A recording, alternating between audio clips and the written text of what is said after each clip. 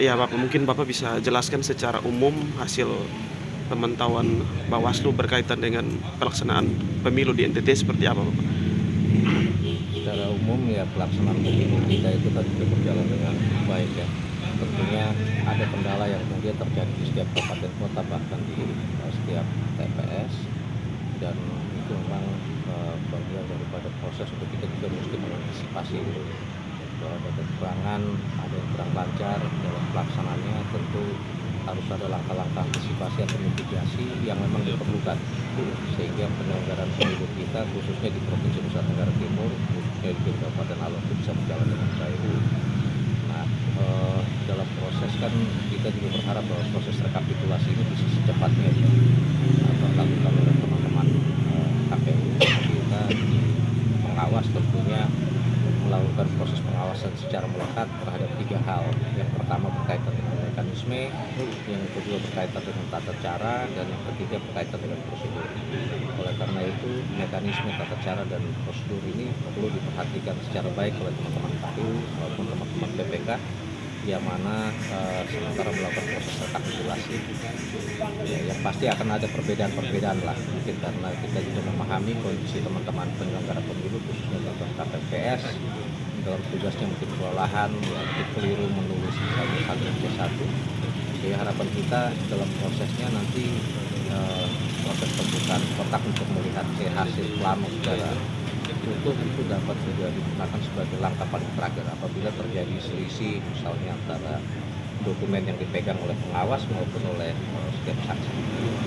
Lalu kemudian di beberapa media ada disampaikan bahwa ada kurang lebih 50 TPS yang melakukan pemilihan ulang ya, pemungutan suara ulang ya. Ya, Itu mungkin Bapak bisa gambarkan itu mayoritas kendalanya seperti apa sehingga angkanya sampai 50 TPS. ya. Kembali lagi seperti yang tadi bahwa tugas pengawas jelas dia melakukan pengawasan lokal terhadap mekanisme, tata cara, dan prosedur. Ada mekanisme atau ada prosedur atau tata cara yang kemudian keliru dilakukan oleh teman-teman KPPS terhadap 50 TPS yang kemudian direkomendasikan oleh Bawaslu melalui teman-teman pengawas TPS.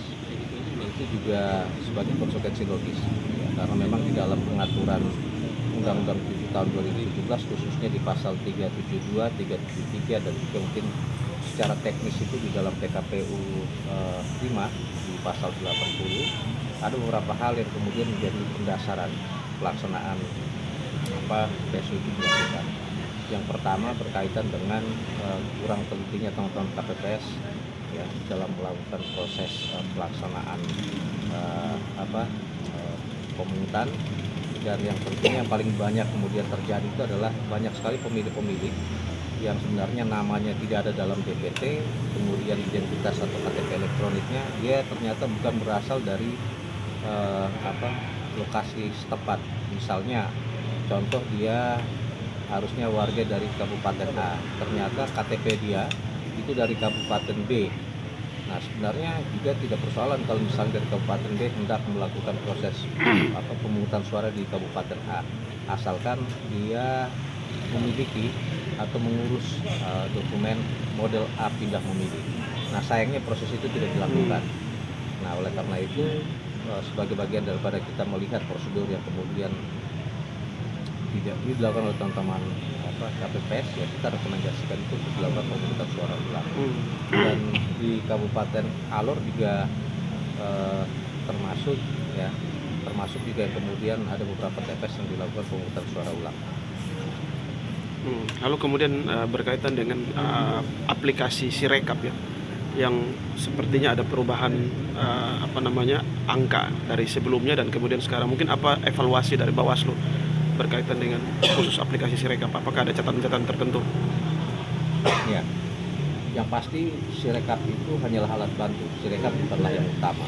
Proses yang kita harapkan di dalam pelaksanaan rekapitulasi itu tetap mendasarkan pada proses secara manual yang sudah dilakukan oleh teman-teman KPPS di TPS masing-masing.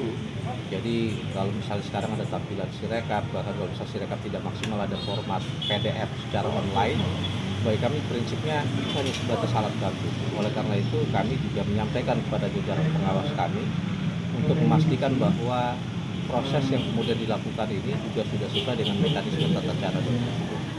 Jadi kembali lagi, si rekap itu hanyalah alat bantu. Proses secara manual yang sudah dilakukan oleh teman-teman sejak atau dari awal di TPS itu yang kemudian jadi patokan. Oke. Baik, terima kasih.